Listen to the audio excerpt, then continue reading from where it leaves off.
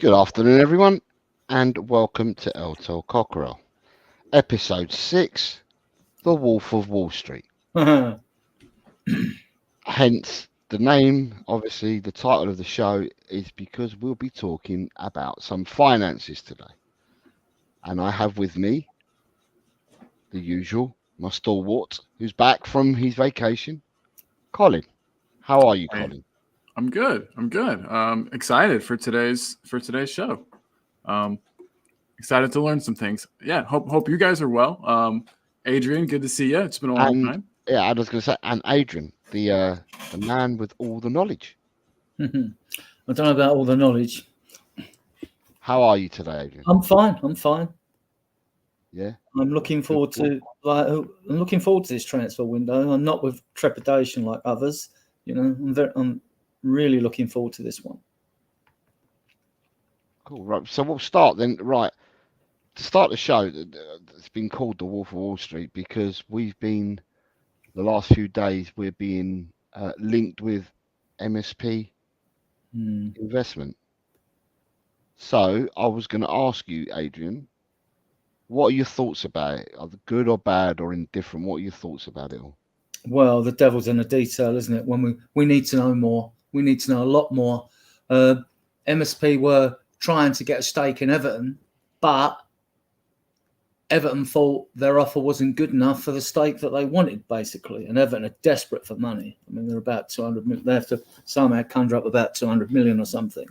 So that Sharby, is it, or whatever his name? I can't remember his name. He's now looking for another buyer. MSP may have switched to us. But any deal with Spurs is not just leaving in it. It has to go in front of the shareholders because they own a majority of the club. But I think there's about 30,000 small shareholders at Spurs. And this has to go through the stock exchange as well. So this, if they are interested in us, see, my issue with any investor in the club is if Spurs sell a 40% stake for X amount of money, what are it going to do with the money? It's their club. They could pocket it all. Why would you, if you own the club, put it back in the club? You've got to have a good reason for doing it. One reason would be if you put the money in to pay off the 300 million we owe in outstanding agents fees and all that, and paid up more and then paid off more, depending on the offer, or all of the stadium debt of about 671 million, then Spurs would be in a fantastic position. Because that wouldn't count when we came round to the following year's finances. It virtually means we'd have is football revenue and no debt. So virtually, if we made 540 million 549 million like we did in the last thing, we could spend 540 million because there would be nothing to take off that figure.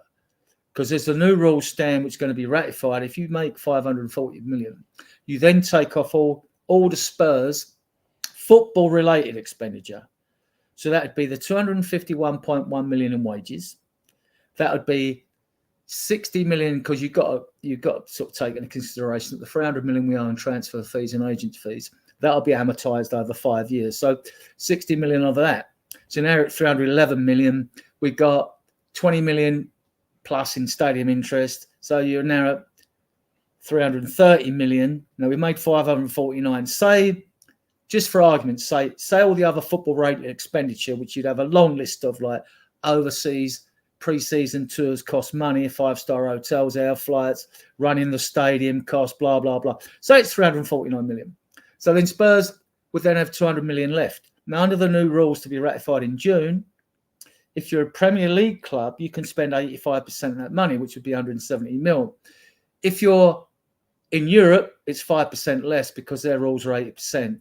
So it'd be 160 million, which is still a lot of money to spend if you're only putting down payments on players. We could virtually go out and buy half a dozen players easy in this window, I think, right? We've spent 685 million on 29 players since the stadium opened, average of about 23 million. Yeah, we're not saying name the good ones. It's a struggle. It'd be the ones in the most recent transfer windows, obviously, you know. But MSP, I don't know. They see the negative aspect from me, my cynicism comes in when it says investment group. Investment groups want a return on their money. right? So unless if you buy a club outright, no one buys a football club to make money now. It's impossible. Fans demand that you spend all your money and more, right, on players. That always happens. It's just the norm, right? So if you're going to buy Spurs wholly or partly, there's got to be a reason behind it. If it's just an investment, you sit on it because you want to park your money somewhere, not, knowing that stadium value will go up so that your investment will grow, fine. That's one way of doing it. On the other hand, if you're mega rich and you got money to burn, you might want to. Spurs would be the ideal club for an Elon Musk, a Microsoft, anyone like Google, who are owned by Alphabet, are worth $1 trillion, right? To come along and buy that stadium simply because it's a shining jewel in London, right? And you can use it to wine and dine clients. You can use it to enhance your global brand, because if you're a $1 trillion company, you're going to have hundreds of sub companies, and you're going to have hundreds of partners, business partners who want to be a part of you because you're big and powerful, right? So like that will attract more business for them, more global brand business. But you don't buy a football club to make money, not in my opinion. I mean, I stand to be corrected. Sean Butler's more up to speed on modern day finances than I am, but from what I understand, MSP, it's not what we know about them. We can know a lot about all these companies. Well, we want to know about them if they're just Ponzi schemes, right? But we want to know what their intentions are. I mean, if, for example, someone buys a stake in Spurs, a chunk, 40%, are they intended to buy a chunk in Spurs and they've got that much money and then invest in the squad? If Levy and that are given, say the club's worth $4 billion, I think it's worth more actually. But if Levy are given, like, someone buys $1 billion stake in the club, enough to clear all the debt, what are they going to do with the money? And it's like, what are they going to do with the money? Are they going to pocket it because they own the club, which they're entitled to do? They could just pocket the money or give some to the shareholders, right? Or are they going to put that money back in the club, half the money back into the club, and give up the stake? Because they are selling, really, if Levy and Enoch have both got a house east and they sell the house, they are selling their property, aren't they? It is theirs. As much as we say there's no club without us fans, which is true, it is there. They own it. They own it and all the intellectual property rights that go with it. So they own it lock, stock and barrel with the shareholders. So if someone's passed, we don't know what they intend to do with the money. Levy wants to increase the equity of the club, which means all these other building projects and all that. So it's like he wants to increase it to be able to generate more money. And the more money we generate, the more money we can spend on the club or in the transfer window. So I don't know what MSP's intentions are. We know they've got invested in other football clubs. Yeah, I was going to come to the other clubs as well. And all that. Yeah, but how much? Well, where's the good news around MSP? Where's all the money they've invested in all these other clubs? What have they done? Because Enoch used to own other football clubs. I think they had a stake in Rangers and Sparta Prague and teams like that, and they never invested a penny in those clubs. So they must have known those clubs would grow in value all the same. Otherwise, they wouldn't have invested in them, right? So, I mean, we just, there's no transparency here. We need to know, and we don't know. So I will not get excited over any owner. I know what Spurs are like, get in out and all that. I mean, I don't buy food and drink at the stadium. That's my way of protesting. But because that's all you can do at the moment in stage. That was over the concessions in the Super League, like.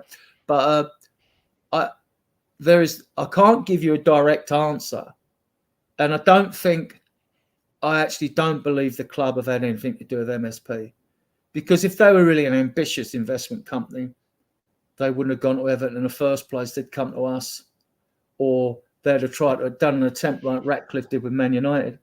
Yeah, I'm going to come to you, Colin, in a second. Let's just welcome people in. We've got Kuva saying, Arriba Grande Jose, ¿es esto correcto? Yes, it is correct. Nick is saying, Morning, y'all. So, good morning, Nick. Peter Kahagias, hi all, 1:40 a.m. in Melbourne. Wow. And then you have Shemtam. Hi, Shemtam says, hi, Adrian. Hey, Adrian, to the Manny man, Colin, and to Manny Jose Man. Lo Celsius. Hope you're all well today. And then he says, haha, autocorrect gave me a new name. I like it, though. It's a good name. Nick, yeah, but I like Manny. You're called Manny Colin. Rather than mine. Talking Manny beer, Man. Nick saying 10:38 a.m. Walmartville, Woo. Arkansas, US. And it's already 73 degrees Fahrenheit. Lucky sod. Peter is saying it's cold where he is. Mm-hmm. Talk and ball. So Colin is saying hello to a couple of chaps as Adrian was talking. We have audio artisan here saying afternoon chaps in chat. Alan, Rakdos Madness says, hey Jose, Colin and Adrian, happy Monday, sending love and well wishes. Nick has come back in saying, I'm excited for the Premier League next season. Daniel Coys is here saying, big up to you as well, Daniel. Colin is saying, audio, good to see you, G, and Daniel too. The gang's all here. And then Daniel Coys is saying, big up to Colin. And he's also saying that their shares, I would not expect them to put money back into the club. It is their money at the end of the day. Exactly, yeah. Talking Beer is saying, just a heads up, my name is going to change soon. I'll still keep the photo the same. And Daniel Coy says, when I look at it more clearly, I reckon MSP would only be here to take advantage of the stadium printing money and they want a part of the action. And then you have, oh, look who's here, Ryan G. Collections item. Ryan G's here. Big up Jose, Colin, Adrian. Right. What do you think, Colin, on the news? Or did you see the news? I've seen it, and I'm looking a little bit more at it now. Yeah, I mean, it all sounds fine, well and good, I guess. But as Adrian was saying, I mean, what's going to come out of it? I don't really think things are going to change in any significant way with this. Because at the end of the day, the owners, the actual ownership of the club isn't going to change. And and as Adrian also put it, we might not, I mean, we as in the fans that like to see the team grow and money put into the team, we might not see any of that. So I don't know. I don't want to say I don't care, because that sounds very dismissive and almost rude. But, it's until I see something good come out of it. I mean, I'm not especially excited. There would have to be something in the contract as well, like Jim Ratcliffe's obviously got. He's not buying a stake of Man United and being totally powerless and letting his money sit there. There must be something in the contract that says, right, part of this, it means I control all the football inside of the club. You may control, right, blah, blah, blah. Because, otherwise, it's not a good deal for the person who's coming in to invest the money, is it? It's no deal at all, in fact. I mean, it's like you just throwing the money away, basically. So you've got to have an element of control, or a strong element of control. Jim Ratcliffe has at Man United for his, if it's 40% stake, while the Glazers sit on the others, And we know that whatever happens with the club, that Enoch, Daniel Levy, who owns almost 30% of Enoch, and Alan Sugar, who kept over proportionate shares naturally, because he knew the club was going to increase in value, right?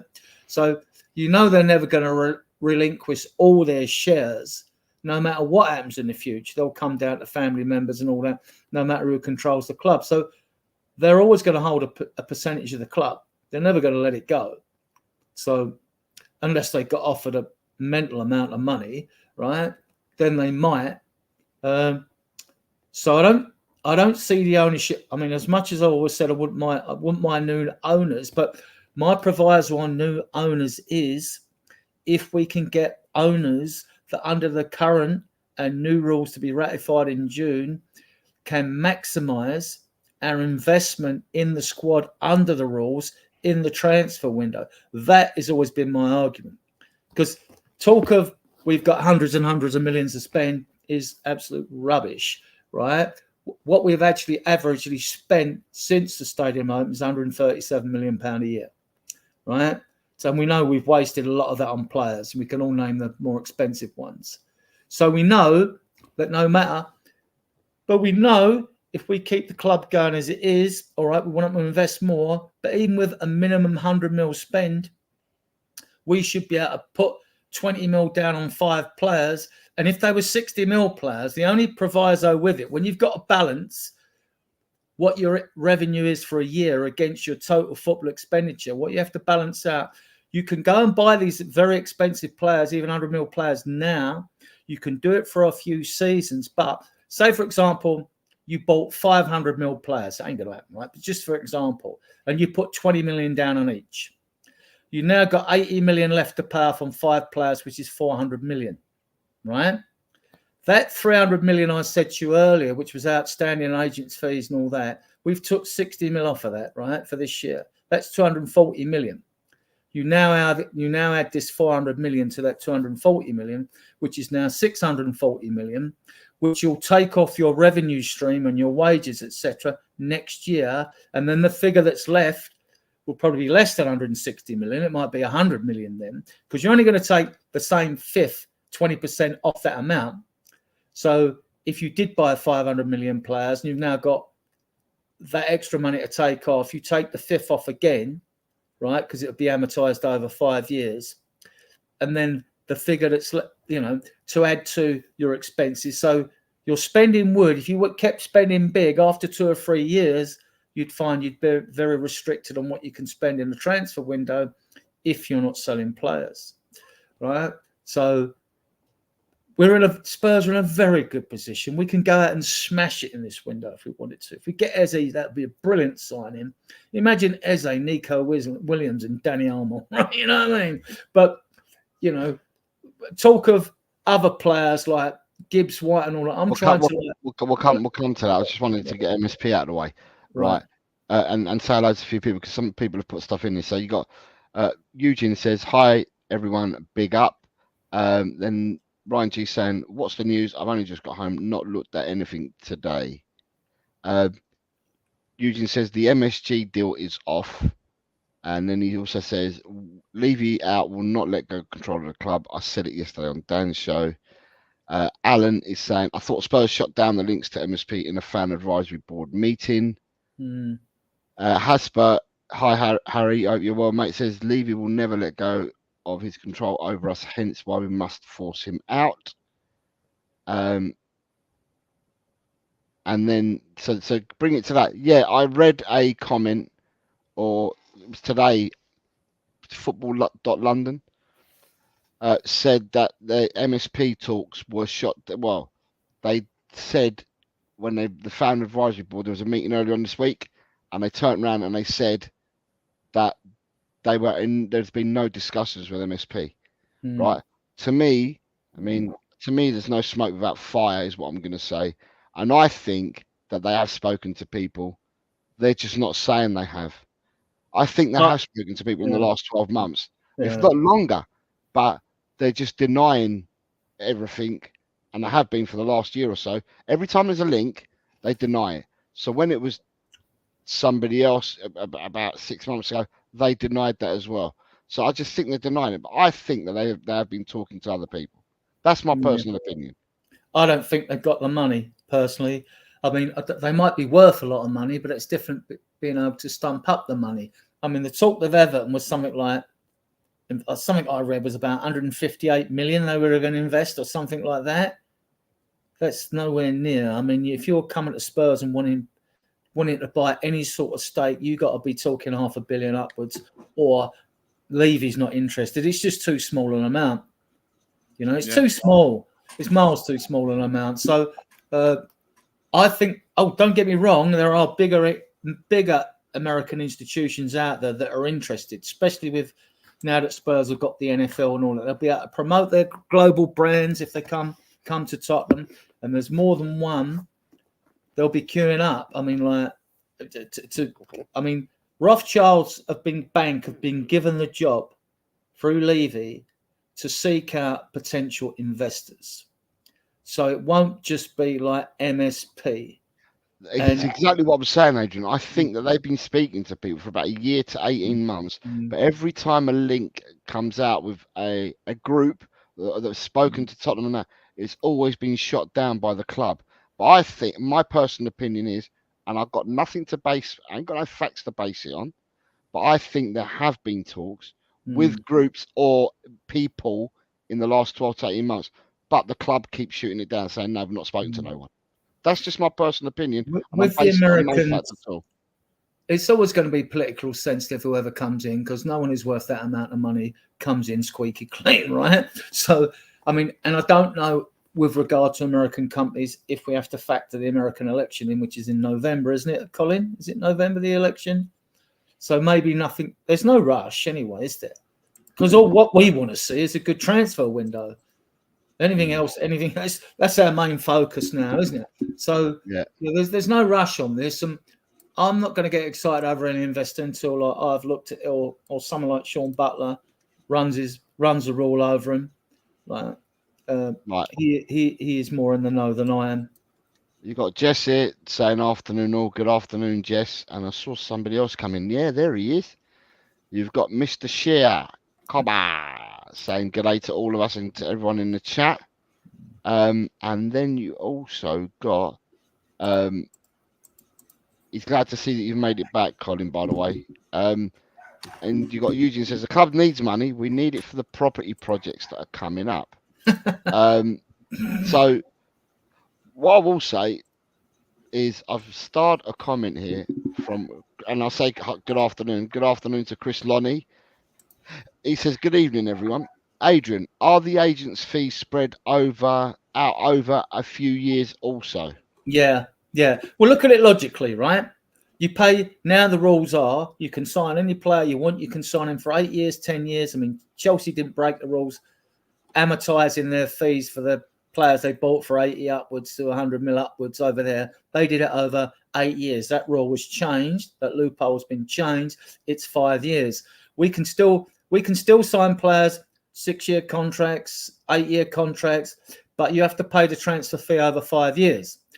So what the club have got, you've got the stadium debt at about 670 million. And there's about 300 million outstanding. Now, if we've had to pay off Conte, Nuno, Jose, like virtually a manager every year, right? We might owe them the full length of their contract if they'd been at the club. That like they won't have been paid up in full. So what the club will do, they'll say, "We'll pay you your money, but you ain't getting it in one lump because you want as much cash flow as a business as you can have, you know."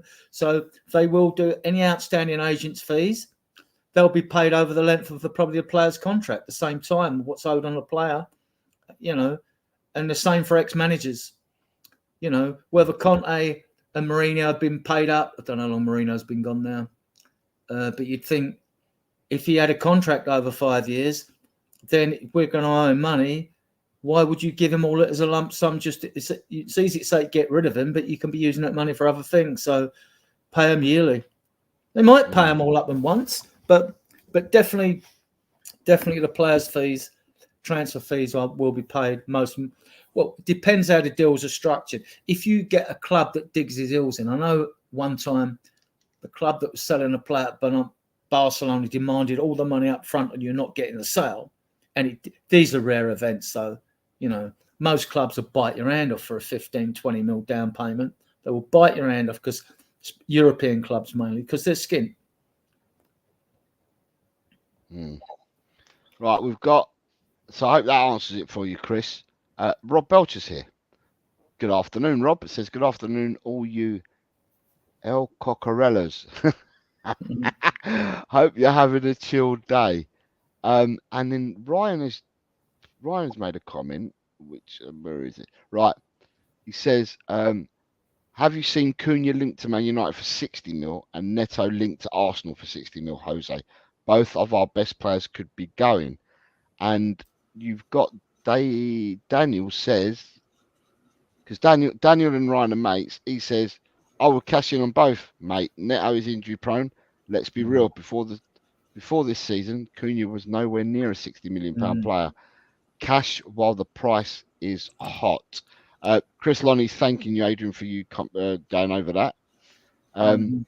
He says that Cunha is my favourite player at Wolves at the moment, Daniel, so I hope we keep him, but I wouldn't be too fussed selling Neto due to his injuries. Eugene is saying, if I'm not mistaken, if we buy players, we don't need to pay the full amount, but the money needs to be parked aside for security purposes. Yeah, I'd rather go for Neto. I'd rather go for Rafinha, Nico Williams, Dani Olmo. I mean, I know they're different types of players and slightly different types of positions, but I'd rather go for those than Neto, because the Neto thing, baggage, injuries. I don't know what his strike rate is and how many goals he gets in each season. I think I heard someone say it was, he loses a lot of time through injuries. And because he played well against us, people say, get him. You want someone who's got history who just doesn't get injury prone, though, you know? So... But Eugene is saying, what Eugene's saying here, yeah, you're quite right, Eugene. So what we've been saying is what teams tend to do is they need, if you're paying, let's make it nice and easy. If you're paying £50 million, the player's value, and you agree on 50 million, a lot of the deals can be struck where you put down 10 million now this season, and you pay the 10 million over 5 years to the buying club. To the selling club. So you're paying the 50 million over 5 years. So therefore, if you've got a pot of 100 million, you could do that 10 times, so to speak, and get 10 players in worth 50 million and do it like that. The only issue you've got is that some clubs will need more money than others up front. But some of the clubs, like if you're buying from Italy or you're buying from Spain and places like that, you can probably get deals for these players where they're prepared to bite your hand off and take anything of you, and they'll agree a 5-year deal, and they'll agree to installments because they need the money. So basically, yeah, a lot of these deals have been structured both when Tottenham are buying and when Tottenham. It happens to selling clubs as well. So we could get rid of, and we could sell someone like I don't know. Let's say for argument's sake, say Højbjerg. You could sell him this summer, and his price could be £30 million. But that doesn't mean that we're getting 30 million straight away. That could be, and the club buying, and if it's a club abroad, then they're going to pay you in installments because they can't afford to pay a fee up front. So it works both ways for both buying and selling. So Tottenham can do it, but then so can other teams as well. Good afternoon, Rooty2. Nice to see you, sir. It's been a while. Big up panel and everyone in the chat. Another day of names being dropped, but no firm deals yet. David Shear says, Olmo, I've heard good things about. Good afternoon, because late afternoon, early evening. Tony, how are you, Tony Rodriguez? I hope you're well. Says, Kvaratskhelia, Locatelli, Rafinha, Nkapie, Boniface, and Frimpong are the players that he would like to see come through the door. Alan is saying, I hear Dani Olmo is Arsenal bound. All I've got to say is Arsenal must be buying the world, because every player seems to be linked to Arsenal as well. So they must be like buying the world as well. And I don't think Arsenal have got the money. No, I don't either. I think they've got to sell. I think they've got to sell as well. Yeah, I mean, this is why Spurs... Yeah, go on, sorry. Yeah, the fact they bought in Raya and they couldn't buy him outright, could they? They had to loan him. They couldn't buy him outright. And now I reckon, do you think they're going to try and haggle the price now that they originally agreed with Brentford when they did the loan? I don't think. Yeah, or they'll let him go, or they'll actually let him go if they can't afford him, because their priority is a striker. They need a striker. So the faults of Dani Olmo going there, all right? He can play midfield, wide, he's versatile, but he's not an out-and-out striker, is he? So they paid for Rice. Who was it they bought last season? Rice, Havertz, and Timber. Yeah, they paid 60 million for Havertz, 100 million for Rice, or whatever. How much? It was just over 100 million. It was just over 100 million, and I think it's about 65 for Havertz. So that's about 170, and I think they paid more than 30 for Timber. So it's over 200 mil. Ryer's going to cost them 30 mil, isn't he? Yeah, but what I'm saying is they didn't get rid of players last season to the tune of 200 mil, or nowhere near that. They didn't get hardly anything for player sales last year. So I think that Arsenal will have to do a bit of manoeuvring about as well. I think all teams, Adrian, I think are going to have to do a bit of manoeuvring. There's only one or two teams in the league that have actually got I call it a clear runway, so to speak. Wolves, Villa have to sell. Newcastle have to sell, right? I know that might sound surprising. And Forest. doesn't surprise me. Forest have to sell. Bournemouth, Chelsea. And bear in mind, Villa are one of the 3 clubs that have voted against these new rules because they've got billionaire owners as well. So has Wolves, right? So they were one of the ones that wanted to vote against these new rules. They wanted things to carry on as they are, which is like ludicrous, right? So, So Chelsea, probably Man United probably got to sell. I mean, the way they've been spending, right? I mean, the players they bought in recently, when they spent that money on like the winger and others they brought in, didn't they? So like but they need to rebuild their squad, so they're going to have to sell, but they're going to struggle to offload players. Yeah, so Newcastle's going to be interesting because if you're going to buy Newcastle, you either go for the midfielder Guimish or whatever his name is, or you go for Gordon, Isaac, really. Or probably like that Tonali. Is he back from his ban? I mean, they're sort of the ones they could sell. Forest, Gibbs White, I like the player, and we've been linked with it. Hudson-Odoi, again, we've been linked with him. Gibbs White I like, but is he a player that Ange wants? Because Ange, if he's looked at Gallagher and liked him so much, we know he wants a box-to-box player. And Gibbs White is not a box-to-box number 8.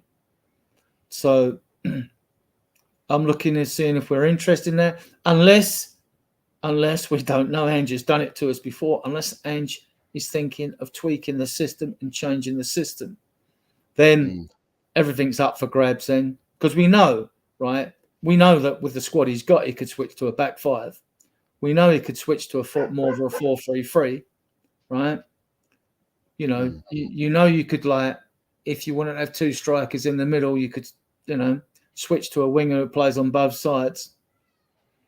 There's lots of things he can do, but we don't know. We just don't know. So can I remind people to, it'd be nice if you could hit the like button for the stream. It helps and it's much appreciated from me. And going on with the comments, I like this comment from Peter KAS. Says, well, lads, let's see what we get. But most importantly, what Ange wants. And I am 100% behind this comment. I think this comment is perfect. It's what Ange wants. So if Ange is wanting Eze, then Eze is. Simple. It's who he wants, and that's what we want at the end of the day. We hope he gets backed for the players that he wants. Ryan G says he'd be a good backup to Saka at Arsenal. We rely on him a lot and believe he's rushed him. Oh, this is Cunha from injuries while at Arsenal, but he would be more of a squad player. What you got here? Eugene says, based on these recent audited accounts, we have over 300 million parked aside due to player purchases.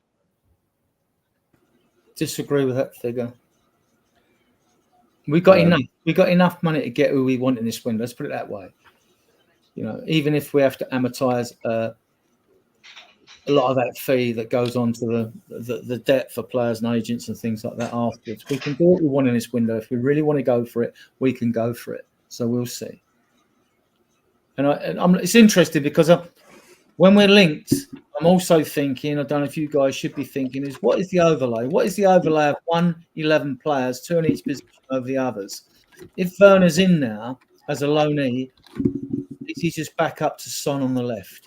If we bring another number 9 in, you've got him with Richarlison. If you bring Eze in, he's going to be competing with Maddison probably. You could probably play them both together. I'm just giving you 2 options. Then on the right wing, you'd still have Johnson and Decky. We don't know what's happening with Manor Solomon. He hasn't been given the fair crack of it. All the rumours are he's being sold. But I'll believe that when it happens because we haven't really looked at him. Now, in midfield, we know Lucas Bergveld's coming in. So whether a Conor Gallagher goes in. And at the back, I don't see a centre-half. We know we know that all the rumours are striker and midfielder. I get that. Not so much urgency on a centre-back because if the worst came to the worst, we know Dragusin has shown that he's a baller, right? So if the worst comes to worst to make a 4-up, you've got Phillips and Dorrington as choice. Vaskovic comes in the end of next season. right? So you've got them. We may still get a centre back in if it's thought that them young centre backs we've got, young England internationals, that they need another season or two. Right, you got Ryan G saying Chelsea seem to be going for everyone. I thought they had issues with PSR. They certainly have. But the thing is, what we've got to remember is that every team, not just us, although we're more concerned about Tottenham, but then you're going to have Ryan G.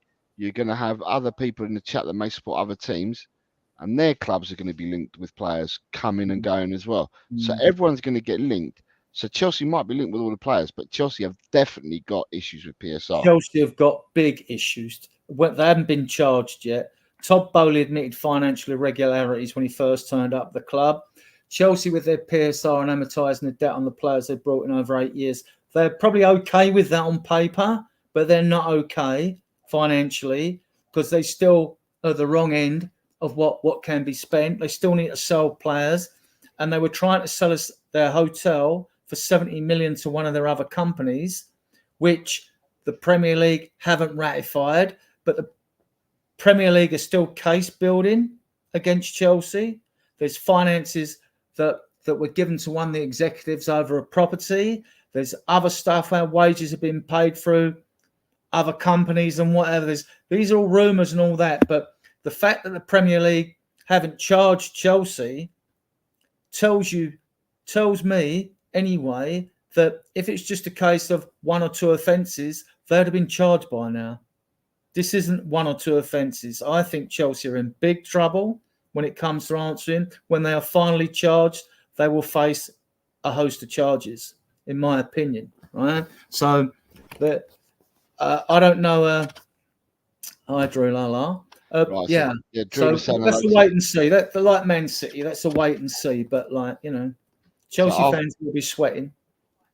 Afternoon, Drula. Sorry, so beyond the chat. Afternoon to Drula. I hope you're well. Saying hello to all of us. She then says that she just read Basuma, wife were mugged in France. Apparently, tear gas was used to rob them. Yeah, that was last night that they were robbed. Sesko is heavily linked with Arsenal. Alan, everybody's going to be linked with every team. Who else we got here? I saw some other people coming in. So you've got Tony saying we don't need backup players, we need competition. No player should feel confident starting. Competition. We've been saying that all along, Tony. It's exactly what we want. Whatever players we bring in, we want them to be competing with the players that we've got there at the moment, so people don't get complacent. So, I keep harping on about bringing a left back and a right back to give a Doggy and Porro competition, but we could do with competition in more parts of the pitch other than what I mentioned about fullbacks. It can be seen everywhere. You've got David Clark says, sorry, if Ange wants Eze, then I'm 100% behind him, but sorry if he wants Edwards and Odoi, then I question his ability to spot good players. Like secured by myself, Mr. Garcia. Thank you, Drula, for liking the stream. Shemtam says, the problem with that, Jose, is we'll never know who Ange wants because we are just assuming that if they come in, then it must be what he wanted. But we know this is not how Levy and Spurs works. We'll come back to that in a second, Shemtam. I was going to, thank you. Please, I want to discuss that. So let me just park that one then. We'll discuss that in a second. What's he saying? Right, so you've got Rooty Tooty saying that Phillips looked really good in Oz. Is that the game that was played in Australia? I didn't see the game. I was working. So I presume he's talking about the game. Tony Rodriguez said, if Ange wants 5 championship players, are you happy with that just because Ange wants it? If they fit the system, they've got to start from somewhere. You've got to get them from somewhere if they fit the system. David Clark says, no, you're wrong. In my opinion, when we play against low block teams, Eze and Maddison partner up. But against the best sides, then Eze goes into a front 3. Tony Rodriguez says people need to take a chill pill regarding Bergvall. He's 18 years old and playing in the Swedish Allsvenskan, which is a shit league. I'm Swedish and I watch him play every week. He's not even close. Fair enough. Rooty Toot says, Ange said that there are problems in the front line, so he rehires Werner. Ronnie's here saying big up. Daniel Coy saying he's still waiting for Ange to tap into the Asian market that everyone said last summer as well. Or Scotland. There's links with Matt O'Reilly and Kennedy up there, isn't there? So then who's on a free soon, I think. Chelsea, City, Man United, Liverpool and Arsenal always manage to cheat the system. Lots of brown envelopes. Pramvat saying good afternoon to us. Good afternoon, Pramvat. Hope you're well. Good to see you, Pramvat, buddy. Yeah, Daniel says, I'm not accepting that because that means Ange is taking whatever Levy offers him seriously. Talker Beer says, what cracks me up lately is some of the people flipping over signing Werner on loan, also wanting. He put it in there in the next. Gissery. I saw that. AJ, good afternoon, gentlemen. It says, good afternoon, AJ. I hope you're well. And Matthew says, big up, comrades. Hi, Matthew. And then Ruby Toot says, shouldn't we have secured Eze already? If it's really happening, I suspect another Levy trick to keep fans quiet, and we'll end up with Grissery for 17 mil. Right, Colin. Hold on. Can we stop there a second? I don't know if you watch Grissery of Stuttgart. I have, right? He's 28. All right, he's arrived on the scene a bit late, a bit of a late developer, but he's a good striker. He is a good striker. And I listen, I would take him. He's probably not the best presser or defensively. He can ping a ball out. If he drops deep, he can ping about his pace. He's a handful. He really is a handful. I mean, I did post a video in my group at one time, right? And I wouldn't be looking at him to keep as long term because I think if he's 28 and he comes and he does a job for a couple of seasons, by that time, our youngsters will be ready, to come into this team. Even though Parrott scored another hat trick yesterday, although his team were relegated. So it's two in a week, I think he scored. He's done well out there for Excelsior. Yeah, go on. Sorry, Jose, stopped you midstream. I think what we'll do is we'll go back to Shemtam because I think Colin wanted to pick this one up. Okay. So there you go. Yeah, so I was just going to argue, just to be a devil's advocate for a bit. I would say, so this is insinuating that a player comes in and we'll go, oh, that's a player that Ange wanted. But he's saying that, the way that things work with Levy and Spurs are that Levy brings in the players that he wants to bring in, the best deals, yada, yada. I think that we might be just as guilty of the other thing, Shem, where a player comes in and we go, no way Ange wanted him. That's a Levy buy.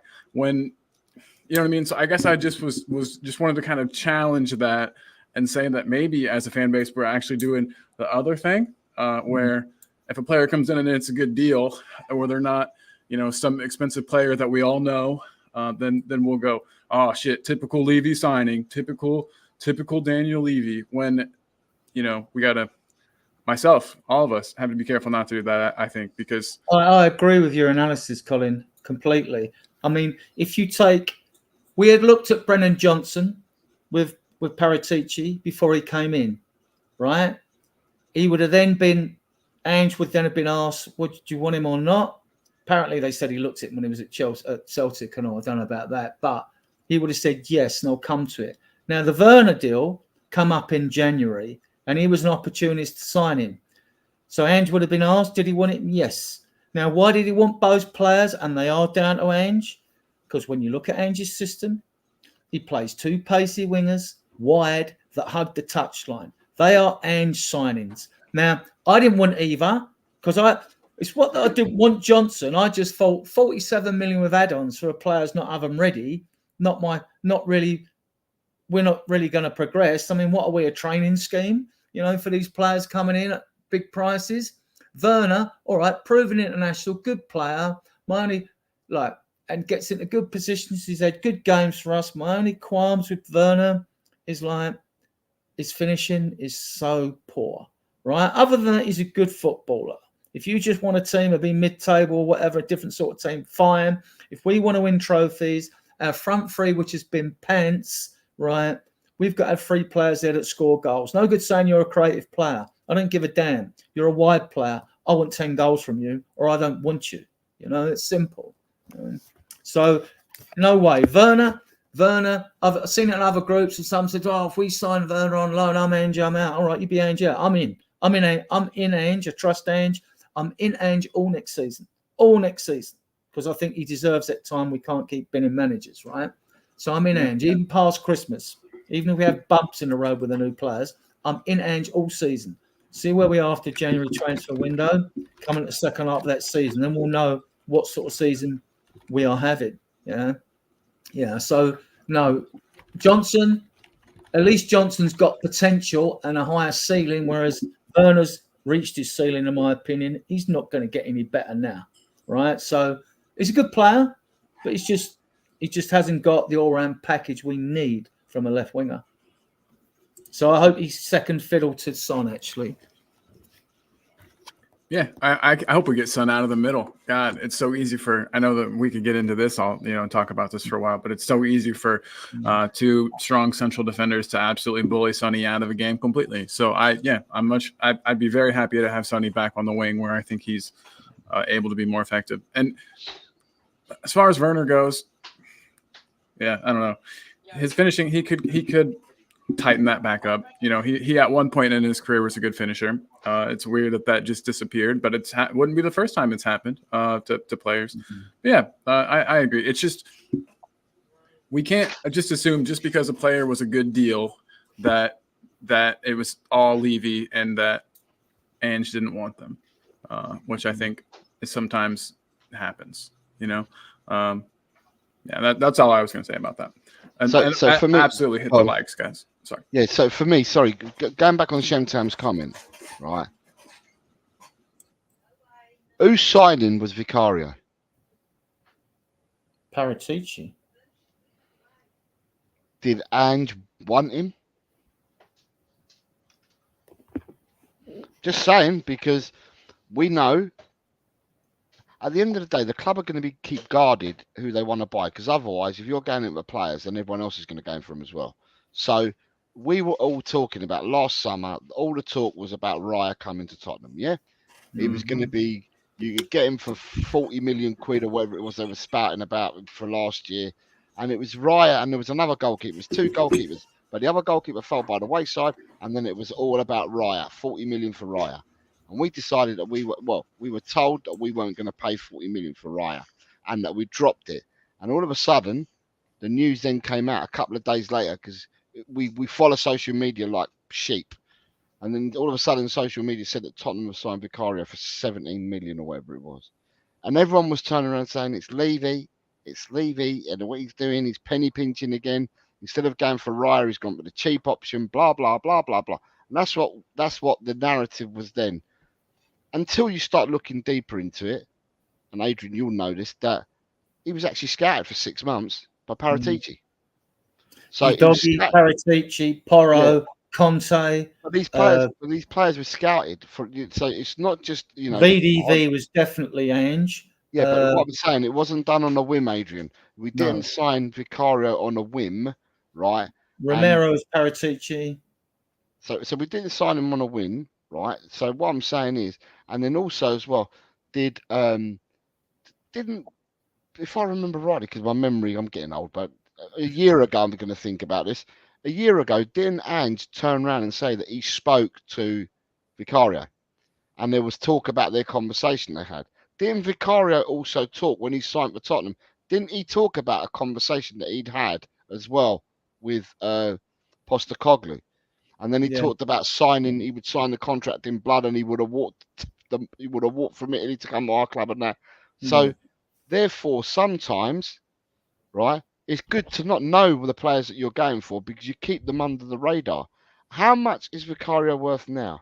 And what we know about Vicario, if we were talking about Vicario at the time, who's to say that we wouldn't have had other clubs going for him? Now, I'm going to talk about Mickey van der Ven. With Mickey van der Ven, last summer, it was all about 2 centre-halves. we were looking at Van der Ven and Todibo. They're the two players that were talked about all of last summer, right? And then we decided not to go for Todibo for whatever reasons, or we didn't go for Todibo.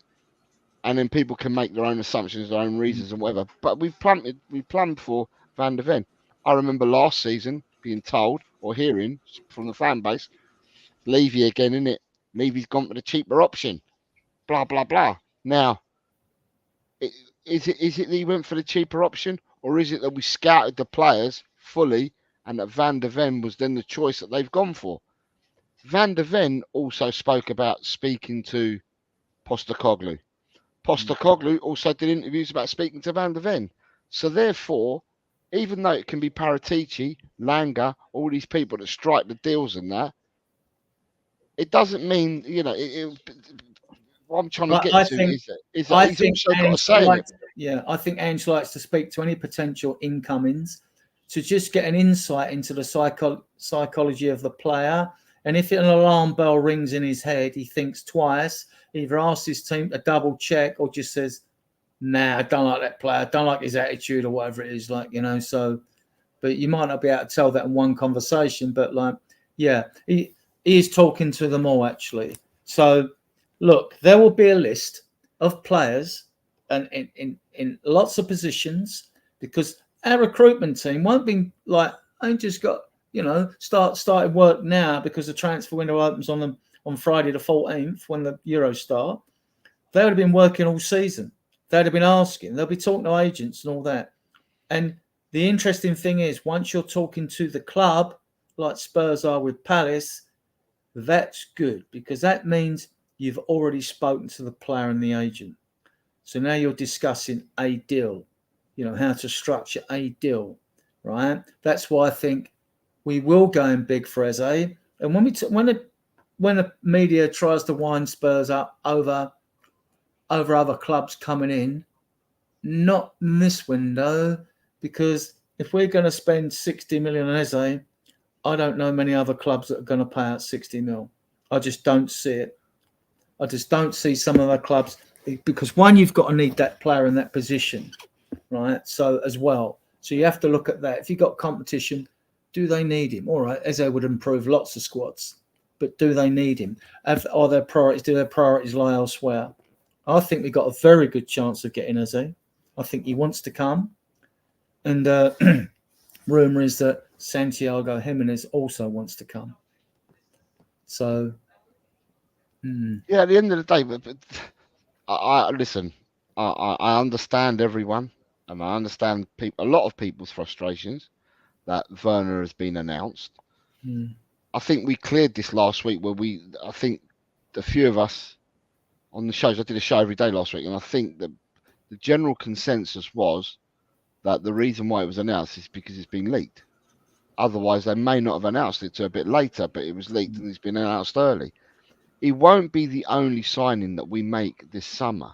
Not by a long shot. Yeah. And there's two schools of thoughts, and one of the schools of thoughts is, why would you announce Werner now and put fans through the pain, so to speak, of giving bad news, but then following it all up with good news? And at the end of the day, if it's a player that they were going to go for, they would have brought him in. Now, whether they announced him now or at the end of the window, does it matter? As long as we bring in other players, does it really matter?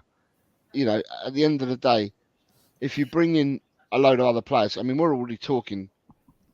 We're talking, or we're all getting excited by the links with Eze at the moment. All of us as a fan base. I don't think I've heard one fan.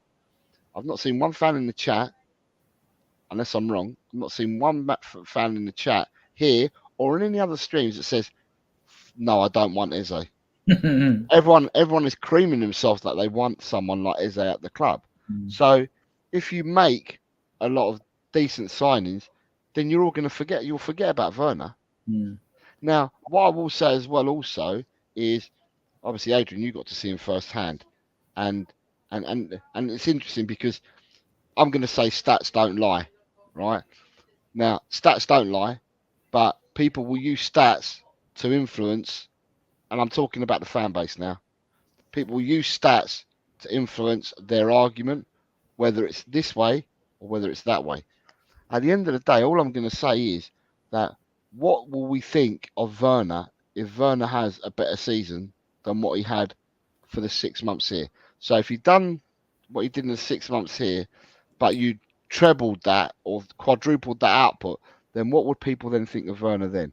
Will they still have the same, remarks to make about Werner like they have now? Do you see what I mean? Because at the end of the day, a whole season behind him, he might, I don't know what he ended up with goals and contributions wise, but if you quadruple that, He didn't have a bad loan. No, he didn't have a bad loan. My argument's always been our front three are pants. We got Son and no one else. So Son can score with both feet. And yet the fan base as well, which makes me laugh. So why don't we sell someone and get some money for him? Yeah, let's finish mid-table next year. I mean, you don't do that. We've got other holes to fill before we worry about Son. And age only matters if a player doesn't perform. And he got, 16 league goals? One short, and he was away. And he came back knackered after that Asian tour, right? So he got 16 goals in a season he's gone away. And he better that one season when he shared the golden boot with Salah at 17 and Conte's last season, I think it was. So Sonny, no worries for me whatsoever. Want to see him on the left, which means him and Werner will be fighting for that place, which I don't mind. And if Eze comes in, Eze plays on the left as a number 10 as well. So on the right, at the moment you've got Deke and Johnson, unless you move Deke in the middle. Then we're looking for a right winger, who can play over that side. So we're covered on the left now. We're covered. We could improve on Werner if we get a goal scoring left winger in. I don't know what's going to happen with Solomon. And on the right, like you say, we could do with a bit more competition because to me, Deke could play. He could play as a box-to-box number 8. He's got the lungs. He can play as a 10 as well. So he could even probably play as a fullback, believe it or not, an inverted fullback, because he's just got the physique to do that, right? So to me, you'd keep him. I know he had his best of seasons last year. Who wants to see more of his debut season form? But the Johnson thing, we need a right winger as well now, and we need a number 9, right? And if we get Eze, we're covered with 2 numbers 10. So that's the front 8. The one behind the front 3 sorted virtually. We could still strengthen it further, but then you could look at right back, left back, and another centre back. So, yeah. So, hello to Donna Cullen is back in the house, saying hello to people. And I've also saw Scott. Good afternoon. Good morning, Scott. Hope you're well, sir. Big up, Hope Scott. you're well. And then you've got just a harmless potato who's here. Good afternoon, mate. Says good afternoon. Big up all Adrian, Jose, and Tom. Sorry, I'm getting old. Special mentions to David Shear. It's Colin. But I've been called worse. So Cole and Tom. It's still 3 letters, isn't it? Cole and Tom. Still 3 letters. But he's saying hello anyway to us all. Big up, Mr. Potato. And is there anyone else that we've got to say hello to that we haven't said hello to yet whilst we've been talking? No, I think we've caught up with everybody to say hello to. Right, so today then, gentlemen.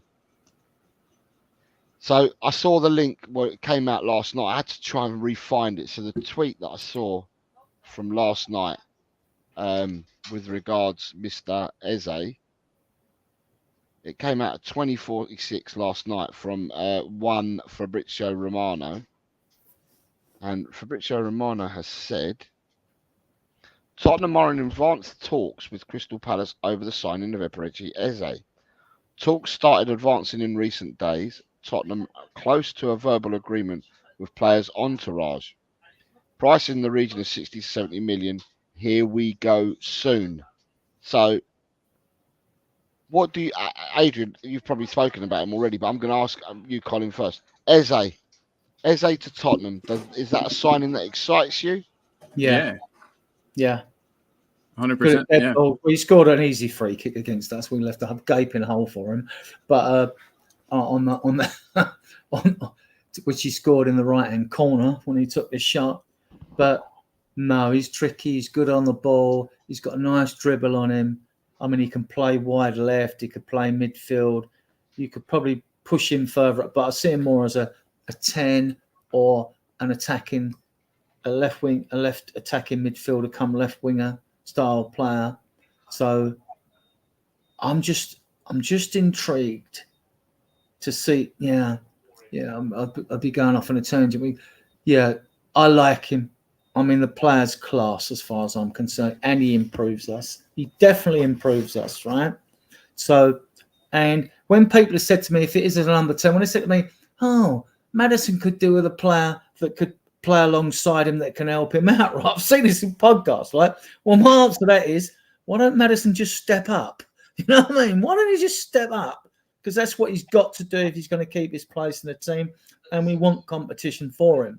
Now, it could be Eze, it could be Deco's competition for him, or it could be Bergvall when he comes in, So we'll see. Ange's going to have loads of options. I mean, we're all curious to see if people say like he's stubborn, if he's willing to tweak things or tweak the system. That's what I'm interested to see. Will he tweak the system? So before I'm going to come back to you, Colin, on the same question about him. But what I'd like to know from the chat is all I want to know is, would you be excited? We haven't signed him, but if it were to be Eze would be one of the signings, would you be excited by that or not? Colin, sorry, I'll go back to you on Eze. Sorry. No, you're totally fine. He is a player that excites me a lot. Every time that we've been, he's one of the players I've watched closely at Palace, just because he's fun to watch. Him and Elise, I mean, were there two kind of like sparks that seemed to ignite everything good, that they had going. I think it would be a great signing. I think a lot of the fans, hopefully the fans would be behind him. I'm not sure. I do hope too that it wouldn't be maybe a case of like him being a bit of a big fish in a small pond, where he would then have to come here and then not be like the guy, like the main guy. No, I think it would translate well. I think he's the type of player that Ange likes to play with. The fact that he is kind of multi-positional is a good thing. I can't see anything wrong with it. And the other thing that adds strength to the story is that Oliver Glasner, who's done a great job there at Palace, he apparently has been looking at the German league, and there's Kamada, is it? He wants to bring in Kamada instead of Eze. He's been signed. He's coming as a free. I don't know much about the player. The here we go has been given by Romano on that already as well, that Kamada's getting to Palace on a free. He's a great player. That's a player that I would have liked at Spurs too. But so, I mean, Eze to Spurs definitely gets my seal of approval. But I'm excited to see what everyone in the chat thinks. So Hasper is 50-50 on Eze. Who would you like, Hasper? Who would you like, mate? Who would you like? Or what about Eze makes you uneasy? David Shear is Eze every day of the week. Yeah. Just a harmless potato saying Eze would be a huge signing, but I'll only get excited when I see him in special. Yeah, just a harmless potato. All I'm asking, I did say it, I prefixed with what I asked the question, and I said he hasn't signed for us, but there's talk about Eze, and what would people excited or not excited if we got an Eze? So we know he's not in a shirt. I always say, Colin knows this, but I always say I only believe it when they're wearing a shirt and they're in the building. That's what I've always said. So you can tell me, here we go and all that, but I like to see the player wearing the shirt and in the building. So, David, all I know is I'm a fan of supporting my Spurs week in, week out, no matter what the position is. Daniel is asking question, so he's speaking directly to Hasper. Rooty 2, I read that Glasner is trying to block Eze's exit, but the gentleman's agreement should override that, provided Levy pays the 60 million. Look, Rooty 2, to me, if his value is 60, and that's what they're prepared to accept, then that's what you're going to need to offer. If you don't offer that money, you don't get the player. Same as last year. It might be 55 with add-ons or something like that. There'll be add-ons, obviously. It's the same as last year. Maddison Maddison, although he had 1 year left on his contract, stuff like that, Maddison was only coming out the door if Tottenham paid 40. So you can't go in there and say, well, I'll give you 30. If they're saying 40 is what they'll take, then 40 is what you're going to have to give. And the same will happen with Eze. Whatever Crystal Palace are prepared to accept, then we need to offer it. And if we don't offer it, then we won't get the player. It's as simple as that. I don't think that there's an issue there at all. We just need to pay the money. No, that's it. I think if, as it says, as you said, Jose, from Romano, if it's advanced talks, that's the word, advanced, right? Then what we're talking now is structure of the deal and add-ons. I think that's what we're talking. I think with fee is close, but like fee with add-ons is just a little bit of juggling, I think. And I think he wants to come. So, yeah. I think we'll do this deal. It is hearing the term gentleman's agreement doesn't exactly fill me with confidence, just knowing how those have gone with some of our players wanting away. Louis Mayer said, Metro Goldmayer has said a verbal agreement's not worth the paper it's written on, right? So I'm in agreement with him there. Like, so, yeah. But then it says should Levy pay the $60 million they're asking? When has Levy ever really come out and paid exactly what an asking club is asking? So I think there's a lot of ifs and buts here. Colin, remember last year with Porro? We go back to last January with Porro. Sporting did not budge on the money. Now, it doesn't matter. Levy went and spoke to him because we knew at the start of the transfer window in January that Porro was a targeted man and who we wanted, right? Yeah. Now, you can have 4 weeks conversations, and it looks like, but I'm not party to it, but it looks like we spoke for the whole month about Porro, and it looks like there was conversations between Tottenham and Sporting for the whole month. At the end of the transfer window, what happened? They had to pay the money for Porro because they said, this is the money you got to pay. No, you can't structure it saying us, you're going to pay us this, that, the other. This is what we want for him. End of story. Simple as. Now, at the end of the day, he must have learned his lesson. You've got to pay. If you don't pay what the club wants, they're not going to sell you the player. End of story. So, to me, and it's, Rooty Toots put it down there. Look, Rooty Toots just didn't put it there. Right? He says, look, the Porro deal was hilarious. Levy got levied. At the end he got levied again, didn't he? I mean, the then president of Lyon levied him over Ndombele, didn't he, as well? Yeah. I mean, like probably one of the worst signings in any history, right? So I don't know if anybody, that signing sucks so bad. I don't think anybody could have more about it, Colin. What sucks more about it is the fact that you're going in for these players. You should be doing the data analysis on them. You should be doing a psychological profile on them as well, because it's no good if they're not a team player, they've got a shit attitude or a lazy bastard, right? No good at all, right? So the proper due diligence wasn't done, and that goes down to whoever's involved in recruitment, whether it's Levy plus at the club at the time. The proper due diligence wasn't done on him, right? I mean, I knew a bit about Lo Celso. I liked the player before he come. I really liked him. I was bigging him up, but he's just turned to be made of glass, So, he got done on that one. So I understand. It's not that we haven't spent money. We spent 40-odd million on Sanchez, 60 million on him, 40 million on Lo Celso, 60 million on Charlison. You can see where this 685 million was spent. All right, we spent 50 million on Rivero, 40-odd million on VDV, 40-odd million or 50 million on Porro. It soon mounts up, doesn't it? You know what I mean? And then you had the good deals. Vicario, 70 mil, you doggy, what he cost. Then you got Sarr, what he cost. And then we know Bentancur was an absolute steal for about 16 or 17 million. But Decky cost about 16.4. Decky ends up costing nearly 40 million with his loans and all that. So the money we spent the money, we just spent it crap. We've just failed better in the transfer market recently. That's what we've done. We've failed better. Sorry, I've just left us here without putting the comments up at the moment because then people can see our names. And I've done that because of just a harmless potato. He says, Colin, thanks. Jose, sorry I messed that up. Colin, nameplates would help people like me. So when I take the comments away, all our names can be seen. Rooty Toot says, Levy will be trying to chisel 5 million off here and there. You wait and see. I've starred Alan's comment. Daniel Coy says 18 goal achievements in 29 games from midfield. Tottenham fans talk about standards. Well, there's your standards right there. Anyone who doubts it, doubts Eze, wake up. Eugene says, hopefully Parish will be the gentleman. So Steve Parish is obviously the chairman at Palace. So, and then, so what I'm going to go back to is I'm going to ask this question yourselves. I already know my answer, but Alan, Rakdos Madness, says, what about Memphis Depay, who is a free agent? Would you want him? I'll go to you, Adrian, first. No. Do you know the player, Colin? I know him. Yeah. Okay, so let's go Adrian first, then you, Colin. Yeah.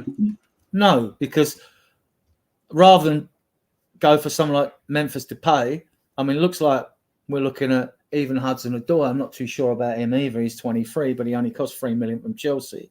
I mean, like, if we were going for a winger like that, I'd rather promote Santiago.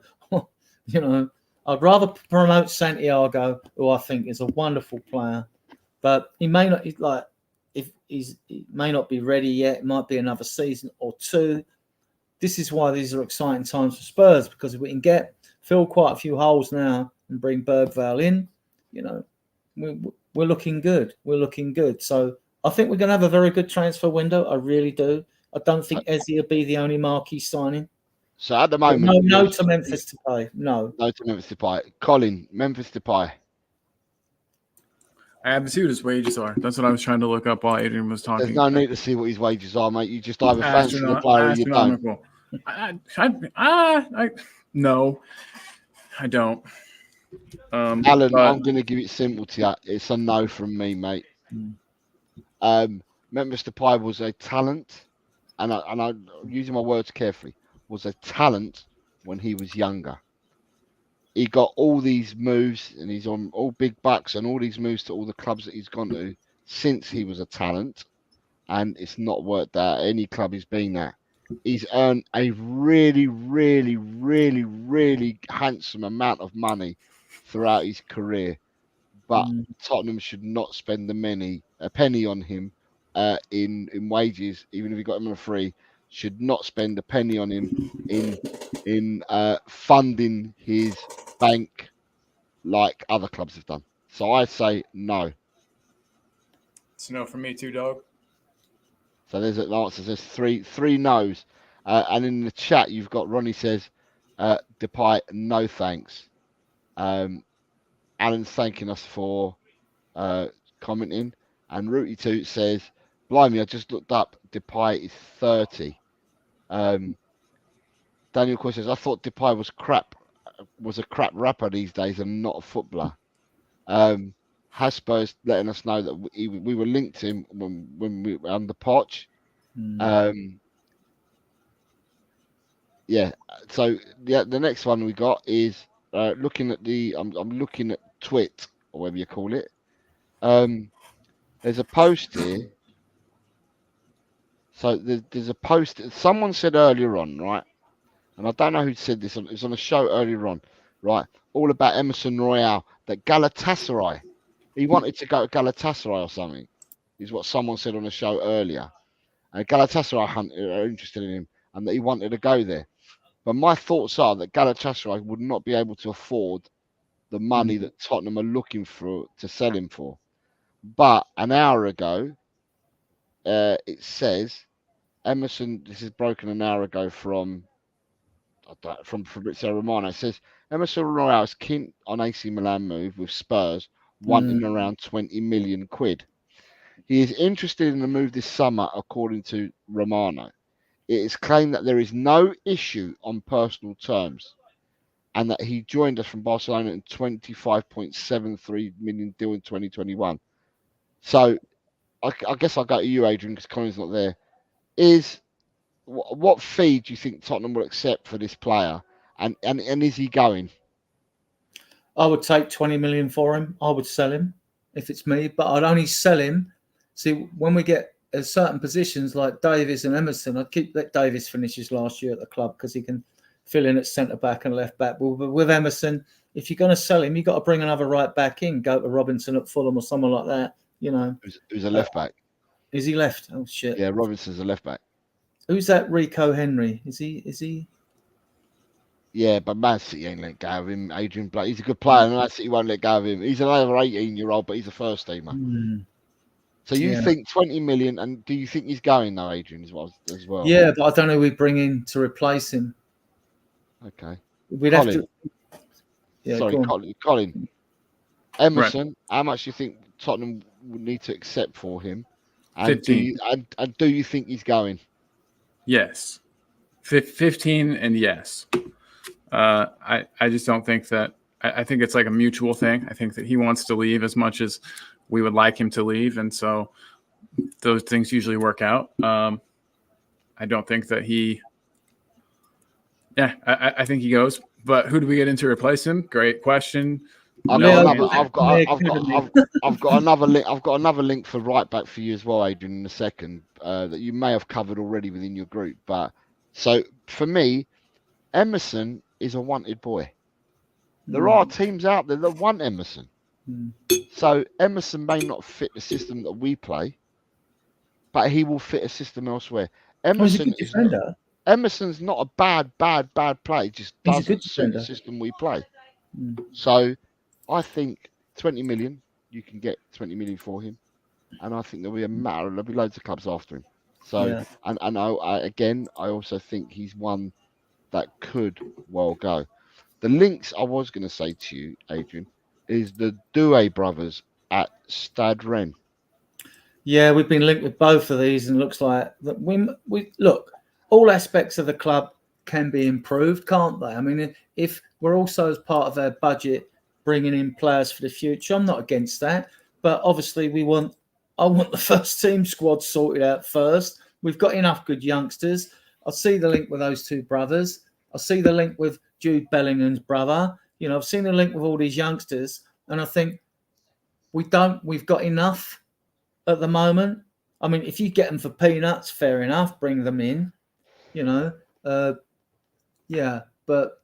I mean, like, if we need a right back, perhaps we promote Leo Black from the academies. Look good when I watched him play. But with a young Doué brother, one of them has played. He's a right back. I think one's 21, he's 18 or something. Yeah, and one of them's played all season long as a right back, so they've got first team experience. Yeah. Okay, it's in France, right? But they've got the first team experience. So at the end of the day, what I'm saying is that although he may be 18 or 21, I don't know which way round it is. Although he may be 18 or 21, got first team experience, you're bringing someone in to challenge Porro, because if Emerson moves on, then Porro's got no one to challenge him. No, not unless Dragusin can play at right back, or even Romero, which I think they probably could. But would they look comfortable for us? Would we be comfortable watching them now? I don't know. So, yeah. I mean, I can't believe this has been. I think this is a wind-up. It's not about Tottenham related, but caught offside. I've said that Al Nassr are ready to pay around 90 to 100 million euros to sign Casemiro this summer. No. Yeah, I was going to say, nah, that's a lot of money for a 32-year-old. Perhaps Casado instead, maybe, at Chelsea. You've got the Spurs Express through Record Sport say that Tottenham have entered the race to sign Celtic prospect Daniel Kelly. Bayer Leverkusen and Manchester United are amongst other clubs interested in the player. Celtic player. Yeah, Meth would know about him. He'd know about Matt O'Reilly as well. That we've been linked with in the past. Yeah. Who else was I see here from Tottenham today?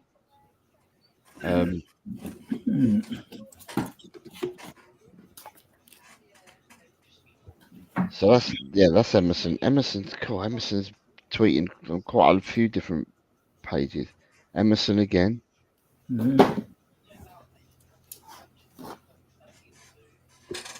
No mention of Santiago Jimenez today, then, yeah? Oh, here we go. Here's another one from here's another one from an hour ago from Thea Fernandez. It says breaking: Tottenham have made contact for Fulham striker Rodrigo Muniz. I do see that here too. Yeah. Don't know nothing about him. No. He's a young Brazilian, and he scored loads of goals second half of the season for Fulham. So when Fulham lost the Mexican fella who used to play for Wolves, Raul Jimenez. Thank you. So when Raul Jimenez got injured, and then they had another forward as well, and they brought Broja in on loan, but the two forwards that Fulham had, they didn't play. Carlos Vinicius. They let Carlos Vinicius go to Galatasaray on loan. They brought in Broja on loan. He never got a look in when Jimenez got injured. And instead, they brought Muniz through, who was 20 or 21 years old, young striker from Brazil, and he scored a load of goals in the second half. How much they want for him? It doesn't say.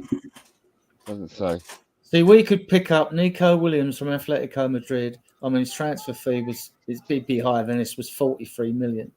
But in 37 appearances, he's got 8 goals and 17 assists. Now, that's my sort of man, right? With them 8 goals and 17 assists, right? And we've also been linked vaguely with Georgili Sudakov of Shakhtar Donetsk, the youngster midfielder. At 60 million euros, 51.3 mil. Don't see us paying that for him, right? As much as Shakhtar Donetsk would like to squeeze some money out of us after the Solomon transfer, but I'd be seriously looking at Nico Williams if I was Spurs. But and there's also Tottenham are lining up the move for the brothers Desiree Doué and Guela Doué, who currently ply their trade for Stade Rennais. 18-year-old Rennes wonder kid Desiree Doué. His teammates are hailing him as one of the best youngsters they've ever seen. So it must mean that his brother is a 21-year-old who plays at right back. Yeah.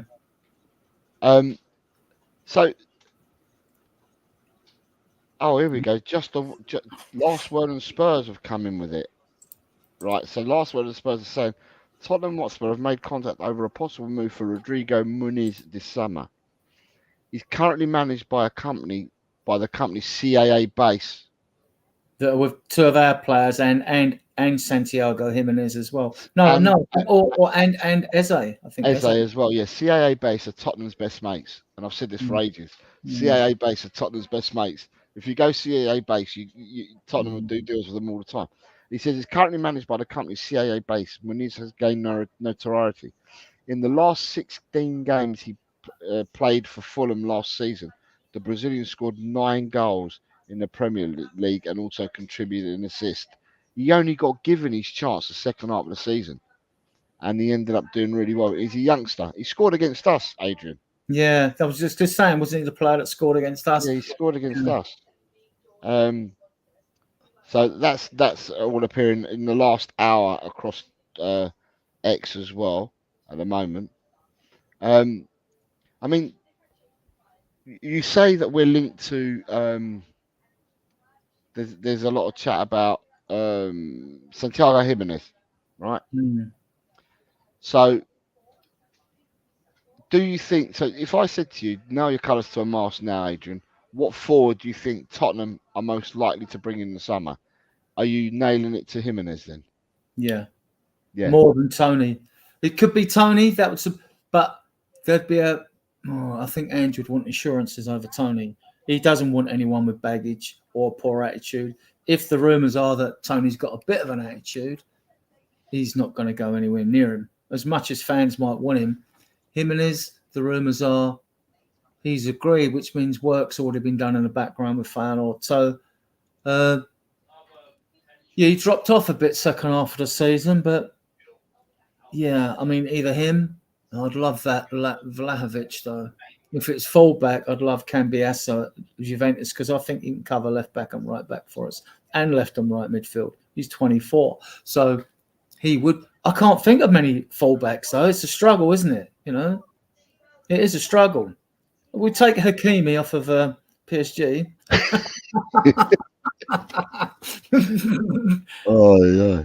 But listen, this is where Paratici should be, because one thing in Serie A do, they produce brilliant defenders, right?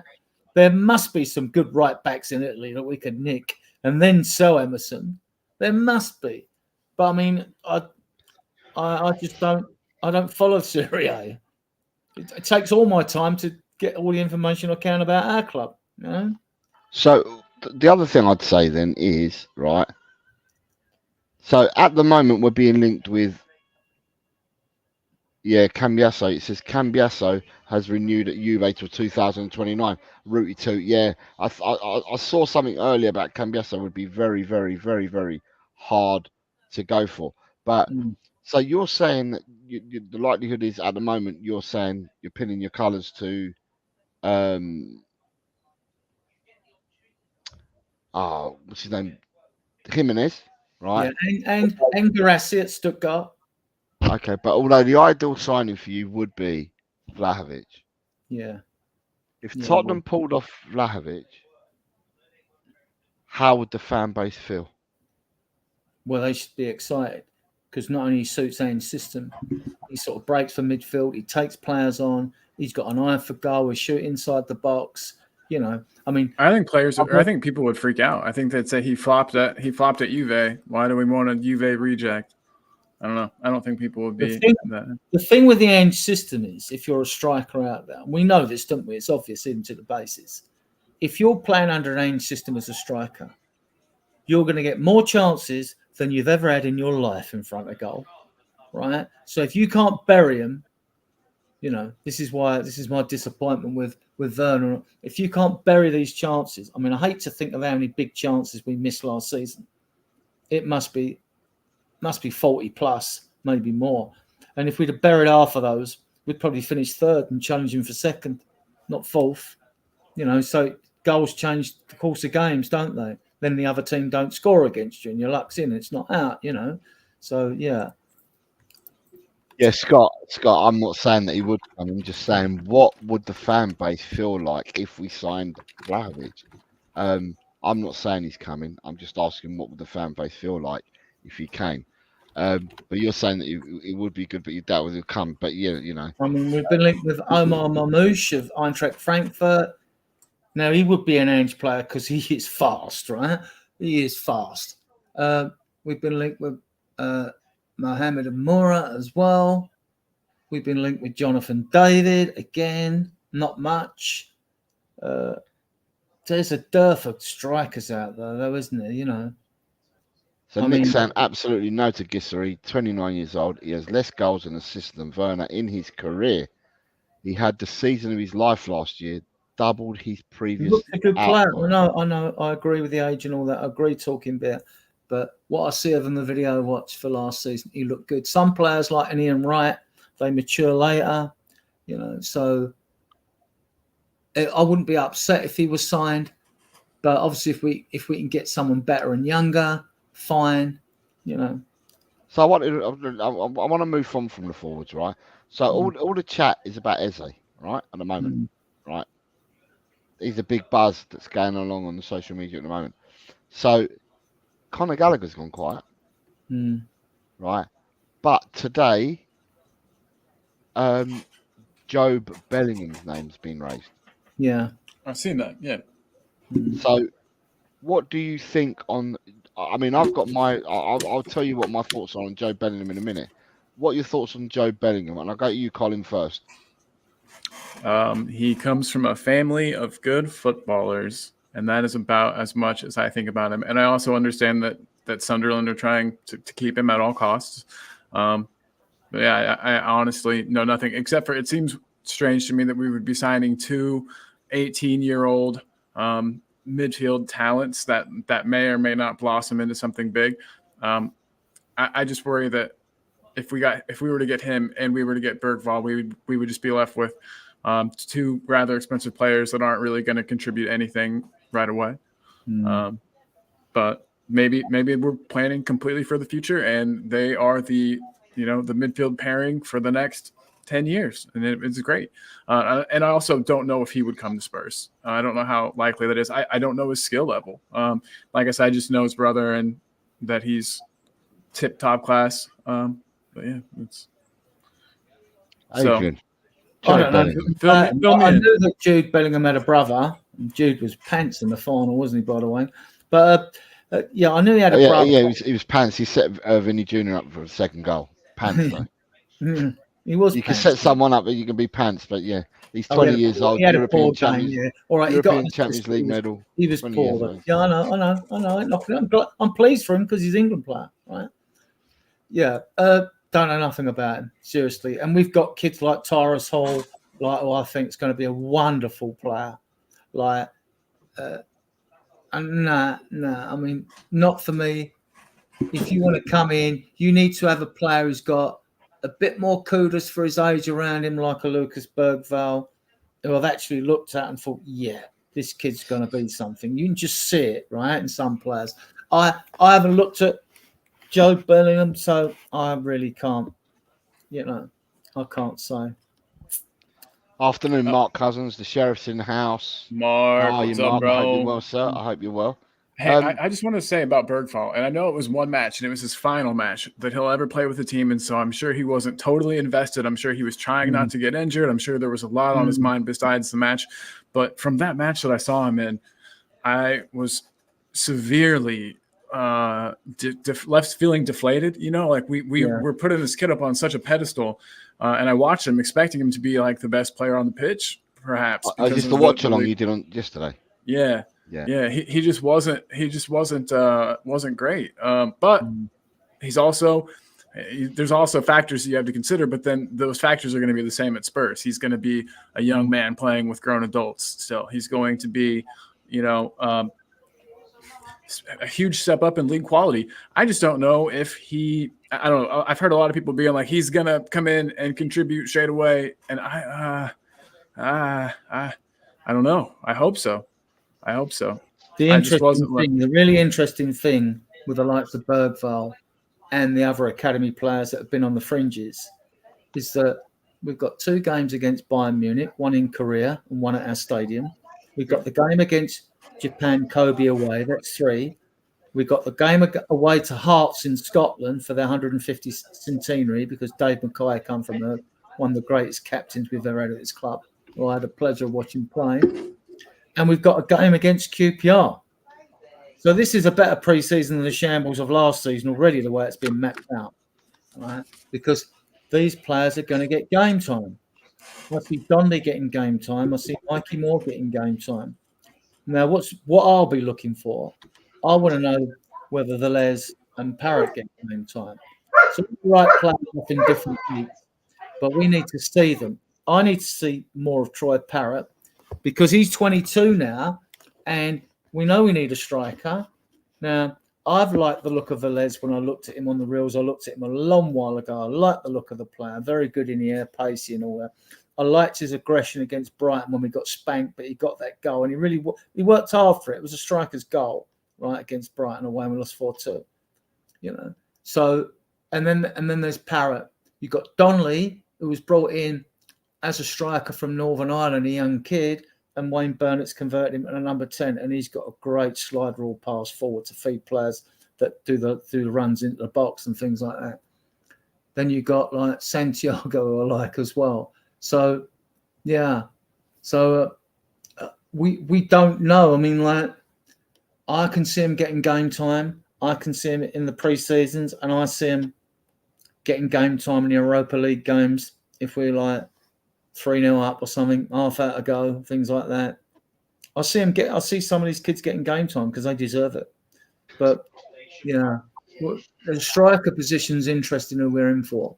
I mean, we've obviously got to get one in, but if we get one in, what does that do to Velez and Parrott?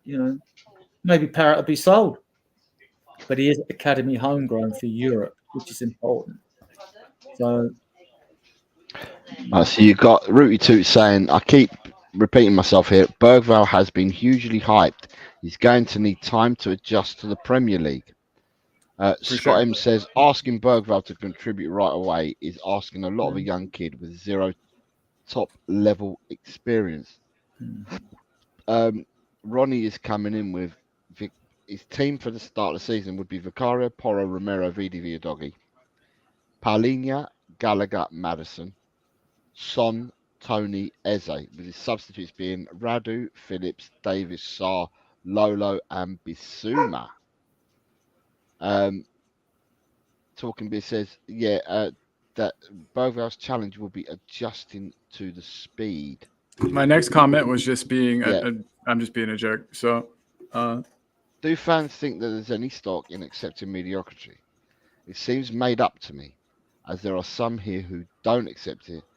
What change has that made? Fans have nothing to do with signings. A bit controversial today, you're trying to get everyone to kick off on my stream. I am right before I have to leave too. I was like, I'm about to leave soon. Yeah, please, people, can you smash the the like button for this stream? It all helps, and I would appreciate it immensely. So I'm going to go back to Joe Bellingham, right? So what people need to understand is that they're a really close family, the Bellinghams, right? Father used to be in the police force, and that, so very regimented. When Bellingham Senior, i.e. the 20-year-old Bellingham, Jude, he played for Birmingham when he was 16, made his first appearance in that, and then he was courted by Man United, and he met Ferguson, he met Cantona.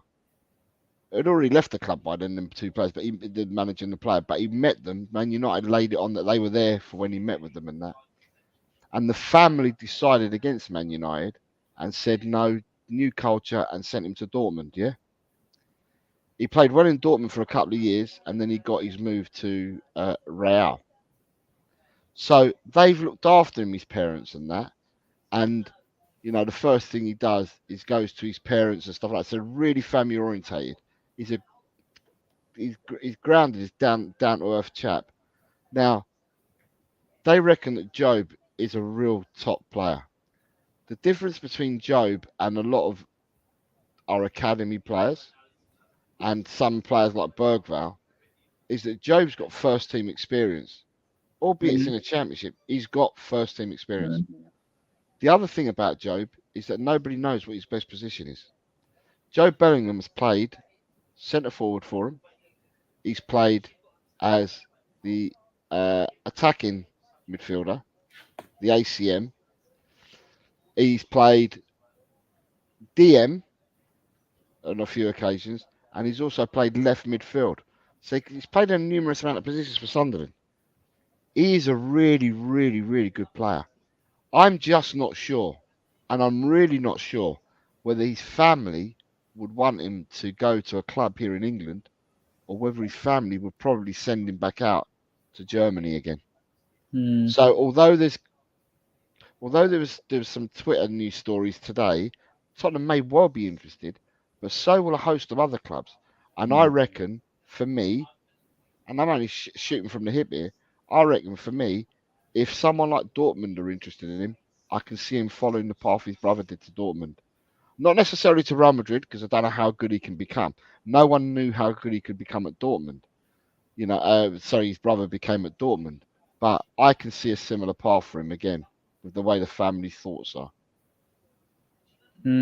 So yeah, they're my thoughts on it. If he's good, he's good. I mean, I haven't seen him, can't comment. I think, like, once your brother's at Real Madrid, I would think Real Madrid are going to have first picks on him, and if not, and to have first picks on him, they'd probably invite him over anyway and have a good look at him. So, but I don't think Real Madrid are taking him now, though, Adrian. What I'm saying is, I think he'll follow the path, in the sense that if a really good German club comes in for him, I think the family have got it from seeing what his brother did at Dortmund.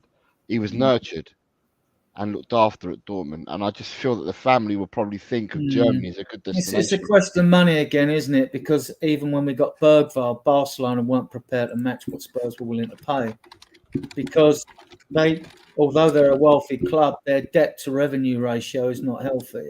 So any money they've got, same with a lot of Spanish clubs, their debt to revenue ratios are poor. They're very poor in Italy as well. So they need. This is why, a few years ago, pre-COVID and all that, they'd have probably gone into a player like this. So, yeah, I don't know. I mean, I haven't seen the player. I can't comment on him. So we got Colin, who threw the grenade in, right, and then thought he was going to step away, right? Talking Beer is saying, Colin, fans like to feel that they can affect the result on the pitch. I see it in American football as well. pro and college. Scott M, 100% our fans celebrate mediocrity, makes it easier for Levy to never improve the squad, not try to win. If the fans don't care, then why would he want to change? Just a harmless potato. Tottenham fans likely crave trophies and competing for the highest honours. They might be frustrated with recent results, but that doesn't necessarily mean that they've accepted mediocrity. True. Boom. Um, Agreed. David Shear says the hard work is the key. Run away from the thing. Media is the key. Who else you got? Daniel Koiser says, no, it's not to do with the fans having a say on transfers. It's more to do with the fans trying to justify a signing that not even they were a fan of the signing a few weeks ago. Who else you got? Just a harmless potato again. It says, ultimately, it's up to each individual fan to decide their expectations for Spurs.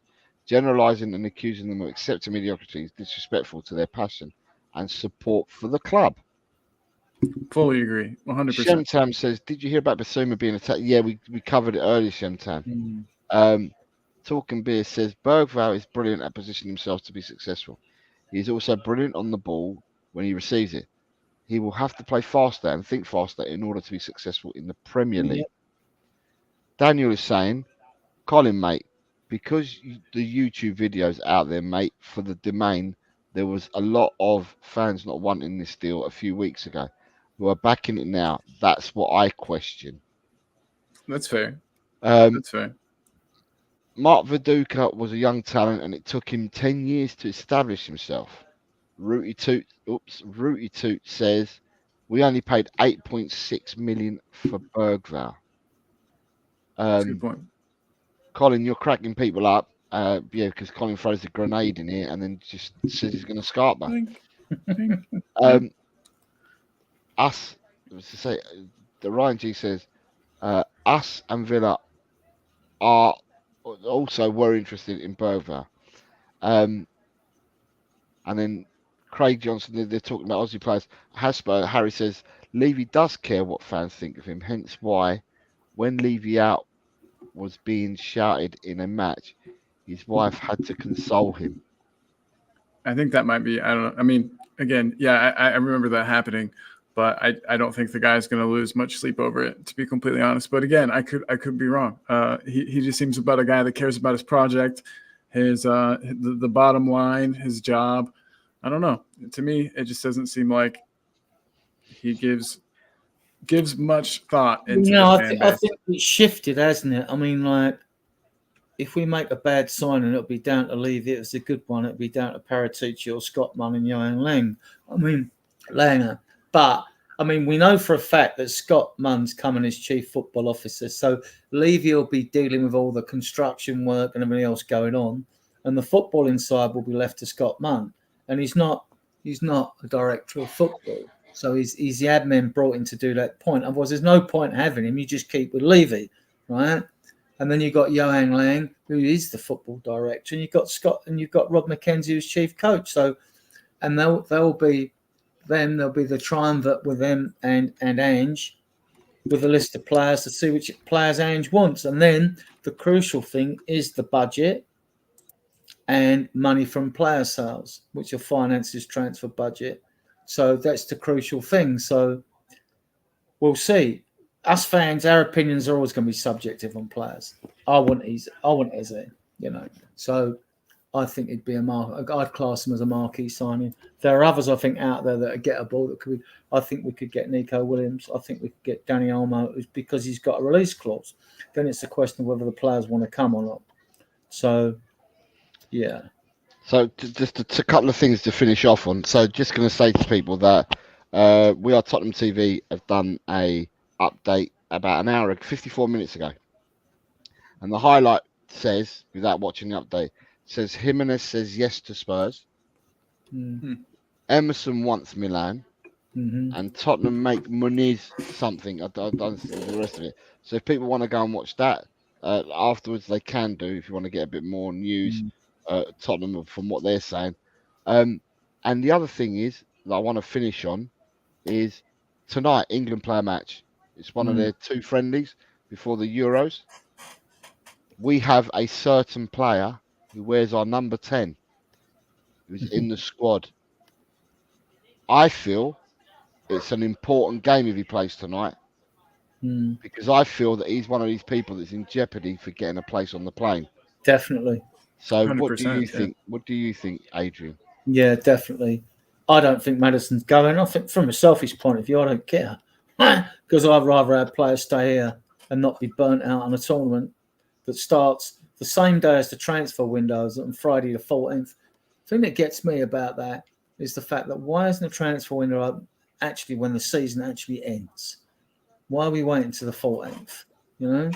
And not only that, because you've got the Copa America starts on the 20th as well. So it means if you're a club and you're interested in a South American player or an English player or any European player out there, unless you've already done your groundwork and got the deals ready to be finalised, you're going to have to wait a month until these tournaments are over. Well, not a month for all of the teams because teams will get knocked out in the earlier rounds, but at least 2 weeks, 3 weeks, whatever it is. And the Copa later on the 20th, I think. So you've got a month for that. So then now you're talking the 20th of July when I think that's roughly when we go out to Japan and play Kobe. Yeah, so these tournaments with the transfer window, I'd like to see them organised a bit better by the powers that be, you know. Colin, what are your thoughts on Maddison? Do you think he's playing for his place? Definitely he's playing for his place. And, you know, if he could just get back to the form he had at the beginning of the season, I think he deserves a space. But something's clearly happened. And if we had more time, I would try to dive deeper into that, whether you guys think it's a confidence thing or had he just kind of hit a purple patch? Was he playing, you know, better than the average? Like, is he just regressing to the mean now?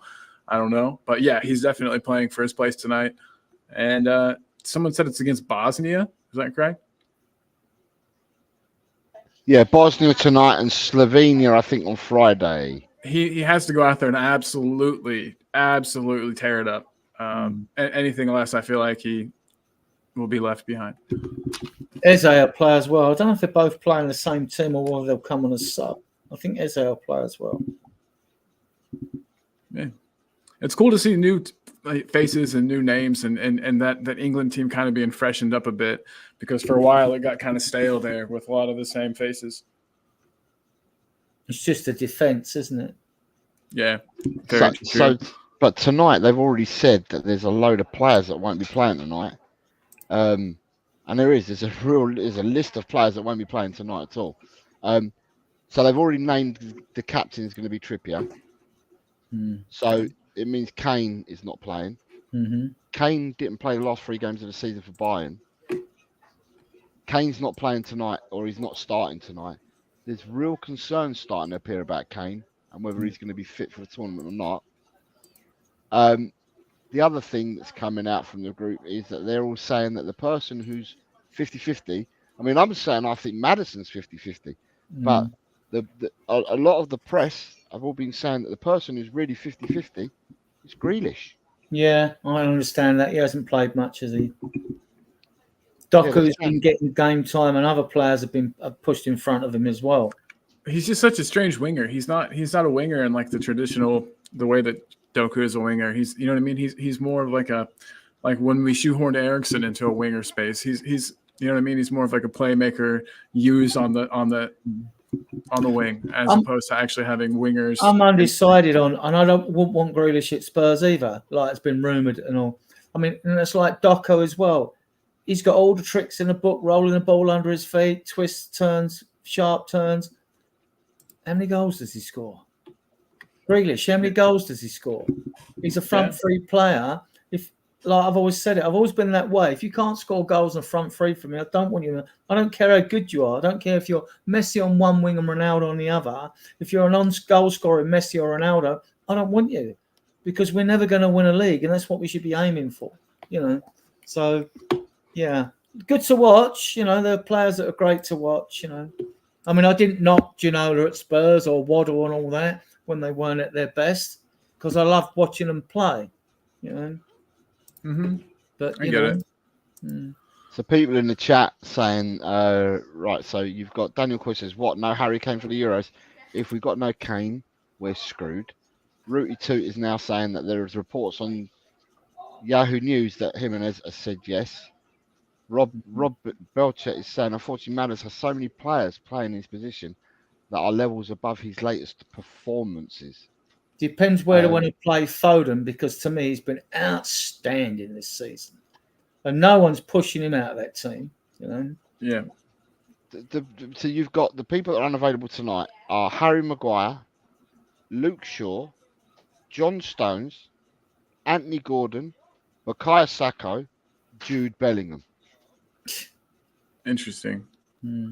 The other players apparently are all available, but it's whether they're going to get any game time or not, including Kane, whether they're going to get any game time or not. Now, for me, I heard an interesting thing earlier, is that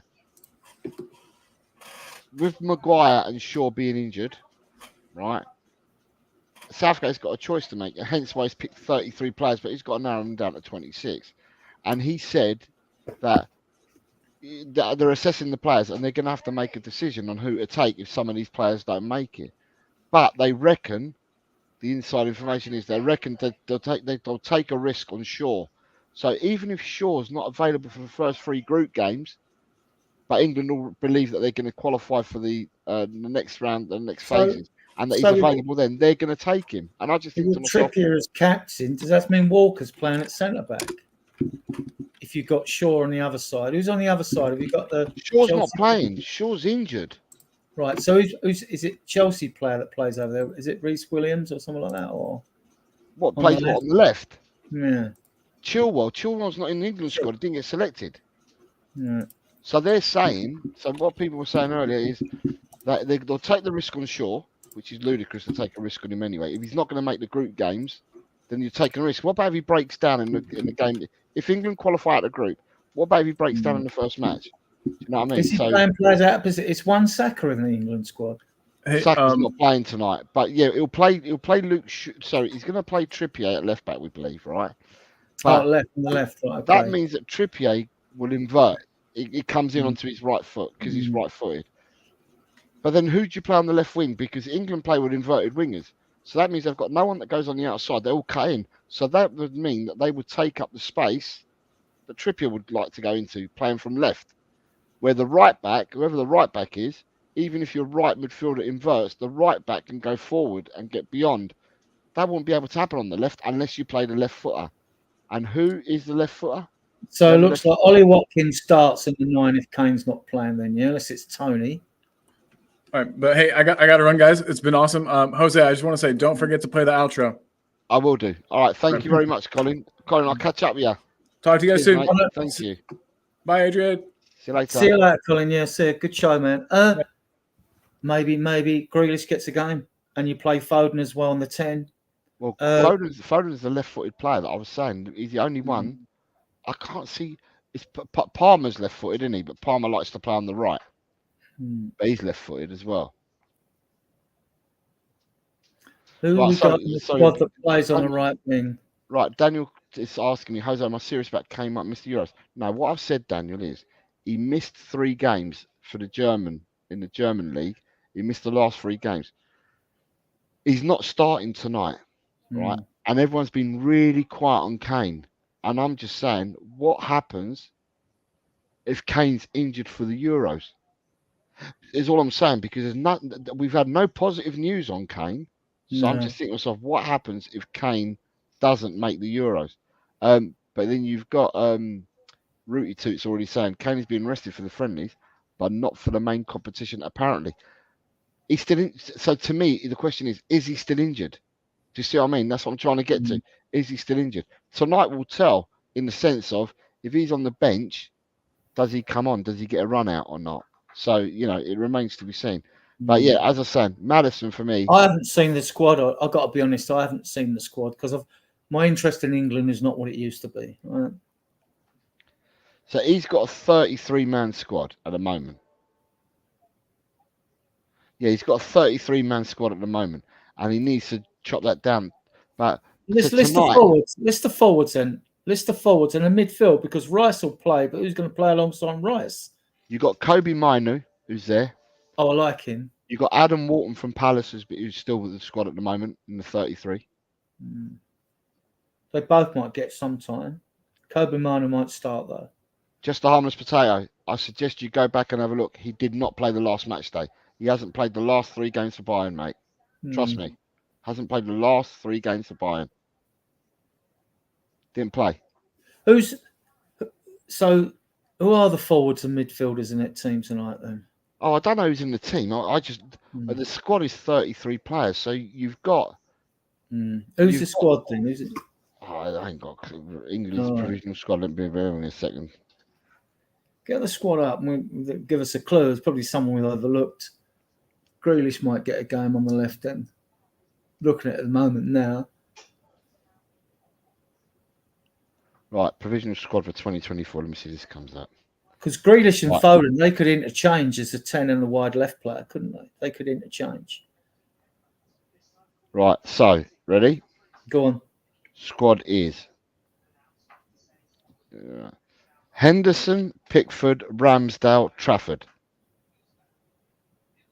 Defenders at the moment are Branthwaite, Dunk, Gomez, Guehi, Konza, Maguire, Shaw, Stones, Trippier, Walker. Midfielders, he's currently got Trent Alexander-Arnold, Bellingham, Conor Gallagher, Curtis Jones, Kobe Mainu, Declan Rice, Adam Wharton. And forwards, it says Jared Bowen, Eze, Foden, Gordon, Grealish, Kane, Maddison, Palmer, Saka, Tony, Watkins. Oh, I played Bowen on the left and put Ollie Watkins in there. But it's what 7 drop out. So one of the goalkeepers, so James Trafford will probably drop out as a keeper. Right? But then back Shaw plays, doesn't he? I'd like to see Branthwaite given game time with an experienced defender. He's turned his season around a little bit, hasn't he, and Maguire? So it'd probably be that and Maguire and Walker. Midfield, Rice. What's the midfielders again? Kobe, Terence Trent-Arnold, Bellingham, Conor Gallagher, Curtis Jones, Kobe Mainu, Declan Rice, Adam Wharton. Depends what system he's playing. Yeah, it does depend on the system. I would say I'd like to. I think Conor Gallagher plays for his energy. Yeah, but I want to see Wharton be given a chance in these next 2 games. I wanted to see what he's about. What has he got about him? Because everyone raves about him at Palace. I just want to see what he's got about him. So I want him to be given a run out. Being as our manager's very conservative, I think he'll go with Rice and Conor Gallagher. And if it's a 2, if it's a 4-2-3-1, because then you can see Foden in the middle of the 3 with Bowen on the left. Ollie Watkins up front. On the right, I'm not sure. Who would you pick on the right wing? I mean... Yeah. So anyway, it remains to be seen. They're on tonight. I don't even know. I think England are normally on Channel 4, but I haven't even looked. I couldn't tell you what channel they're on or anything. But they're normally on Channel 4 England. So, so people, we're all saying that there's no football, but there is some football tonight. You've got England playing tonight if you want to watch it. And Scotland are currently 1-0 up in their friendly, pre-Euro friendly, away to the might of Gibraltar. They've scored in the 58th minute. They've just got a goal. So they're 1-0 up at Gibraltar. Good result. I mean, Gibraltar are fancy to win the tournament, aren't they? The tournament that they're not in, you mean? Right. In saying that, chaps, I think we've come towards the end of this one. Yeah. So that is the Wolf of Wall Street for you, episode 6, over and done with. Adrian, thank you very much for your time. No worries. For coming on today, mate. No worries. Enjoyed it. So, yeah, thank you for coming on. And people, thank you for being in the chat. Thank you pick up the chat. Yeah, thank you for all the comments. Your questions and all the comments that you make. It's much appreciated. On your way out, if you can hit the like button if you haven't done so already, it'd be much appreciated as well. And just, look out for the notification bell. and for when the next episode is, and what film I will associate the title with. But yeah, Dakar Gibraltar has a rock solid defence. But guys, thank you very much, everyone. And we shall catch up with you. Yeah, just the notification bell, and we'll see you soon. Come on, you Spurs. And in Ange we trust. In Ange we trust.